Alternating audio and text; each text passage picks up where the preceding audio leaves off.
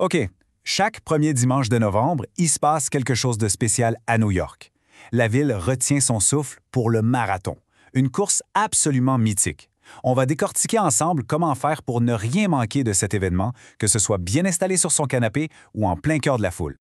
Imaginez la scène, là. Une vague de plus de 50 000 coureurs qui traversent les 5 grands arrondissements de la ville. C'est un spectacle de pur courage, de pure énergie. Chaque participant est comme porté par les encouragements de millions de spectateurs venus de partout dans le monde. La grande question, c'est comment on fait pour vivre ça à fond? Qu'on soit bien installé à la maison, au milieu de l'ambiance folle des rues de New York, il y a plein de façons de suivre la course. Voyons ensemble comment s'assurer de ne rien, mais alors rien, manquer de ce moment unique. Bon, commençons par l'option la plus confortable, on va dire. Suivre le marathon depuis la maison. C'est ça qui est génial avec la diffusion en direct. On peut vraiment sentir toute l'effervescence de la course, peu importe où on se trouve sur la planète. Si on est aux États-Unis, les options sont assez simples. Pour la couverture complète, locale à New York, c'est WABC, le canal 7. Eux, ils sont là du matin jusqu'en après-midi. Pour le reste du pays, c'est ESPN2. Mais attention, ils se concentrent surtout sur la course des athlètes d'élite. Et ça, c'est vraiment intéressant.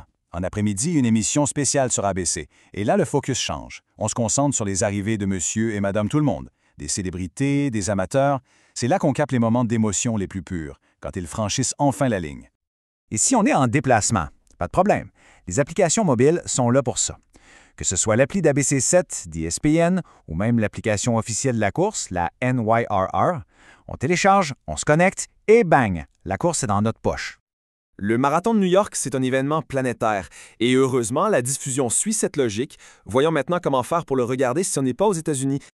L'événement est tellement immense qu'il est diffusé à peu près partout. Ici, au Canada, par exemple, c'est sur TSN. En France, c'est l'équipe qui s'en charge.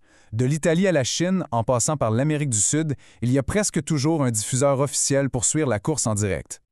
On va se le dire, regarder la course à la télé, c'est super. Mais sentir l'énergie de la foule, entendre les encouragements, voir les coureurs passer à quelques mètres, ça, c'est une toute autre histoire. C'est incomparable. Alors, pour les chanceux qui sont à New York le jour J, voici le guide du parfait spectateur. Prenez des notes. OK, premier point crucial avant même de sortir de l'hôtel. Il faut savoir que certains endroits stratégiques du parcours sont complètement inaccessibles au public. C'est surtout pour des raisons de sécurité et de logistique. Donc, notez bien, ça ne sert à rien d'essayer d'aller au départ sur Staten Island. Oubliez ça. Même chose pour le pont Verrazzano et le pont Pulaski.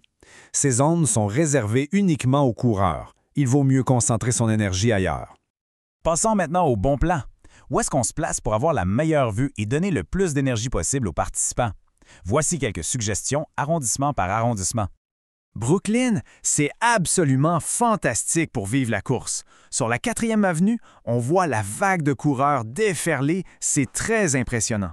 Un peu plus loin, l'ambiance à Williamsburg est complètement électrique. La clé pour se déplacer entre ces points, c'est le métro.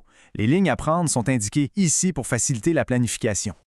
Ah, Manhattan, la 1re avenue est légendaire. C'est un véritable mur de son et d'encouragement. Plus loin sur la 5e avenue, on entre dans les derniers kilomètres, là où les coureurs en ont le plus besoin. C'est le moment crucial avant de plonger dans Central Park pour la finale. Pour voir la ligne d'arrivée, il y a 2 options. Soit on achète des billets pour les gradins, ce qui garantit une place assise avec une vue parfaite, soit on tente sa chance dans la zone gratuite. Mais attention, l'accès est limité et c'est premier arrivé, premier servi, donc il faut arriver tôt. Être un bon spectateur, ça se prépare un peu.